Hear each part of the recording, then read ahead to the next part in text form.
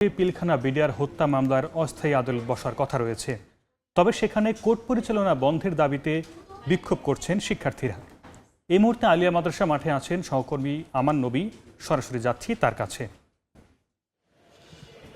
এই মুহূর্তে আমি আছি আদালতের যে অস্থায়ী আদালত বসার কথা ছিল ঢাকার আলিয়া মাদ্রাসার মাঠে, সেই মাঠে কিন্তু আমি রয়েছি।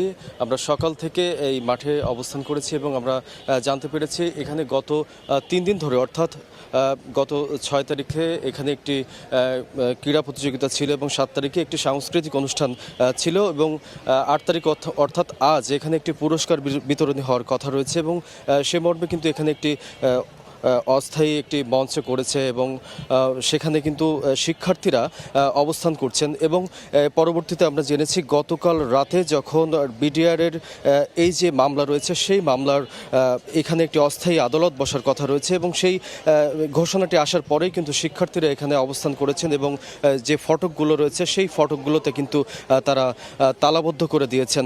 আমরা এই সকালবেলা থেকে এখানে দেখেছি শিক্ষার্থীরা অবস্থান করেছেন, গতকাল রাতে অবস্থান করেছেন।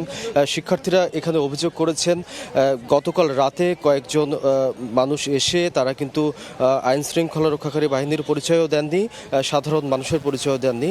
এভাবে কিন্তু তারা এখানকার তালা ভাঙার চেষ্টা করেছেন এবং শিক্ষার্থীরা তাদের সাথে কিন্তু বাকবিতণ্ডায় লিপ্ত হয়েছিল এবং গতকাল রাতে কিন্তু শিক্ষার্থীরা তাদের সাথে অনেকক্ষণ বাকবিতণ্ডা করেছেন এবং এই যে গেটটি তারা কিন্তু তালাবদ্ধ করেছেন এবং পরবর্তীতে এই গেটের সামনে তারা কিন্তু ছোট ছোট অগ্নিসংযোগ করে তারা কিন্তু প্রতিবাদ জানিয়েছেন। সকাল থেকে শিক্ষার্থীরা এখানে অবস্থান করছেন। আমরা একটু জানতে চাইব আসলে শিক্ষার্থীরা কি বলছেন, কেন তারা তালা দিয়েছেন। আচ্ছা, কেন আপনারা তালা দিয়েছেন এই গেটটিতে? এই মাঠ আমাদের 2013 সালে মাত্র 3 মাসের জন্য অস্থায়ী আদালতের জন্য নেওয়া হয়েছিল, কিন্তু অস্থায়ী আদালত 3 মাস হওয়ার পরও এটা দীর্ঘভাবে পরিচালনা করছে। এটা 3 মাসের পরে আজকে 2025 সাল, এখনও অস্থায়ী আদালত সরানো হয়নি। সেই হিসাবে আমরা যেমনটা বলছিলেন শিক্ষার্থীরা আসলে এখানে অস্থায়ী যে আদালতটি বসেছিল একটু আগে, সেই অস্থায়ী আদালতটি তারা কিন্তু এখানে বসতে দিতে চান না। তারা চান শিক্ষার্থীদের খেলার মাঠ হিসেবে থাকবে। এই ছিল আমার কাছে সর্বশেষ ঢাকার আলিয়া মাদ্রাসা থেকে। ঢাকার আলিয়া মাদ্রাসা থেকে সব খবর জানাচ্ছিলেন সহকর্মী।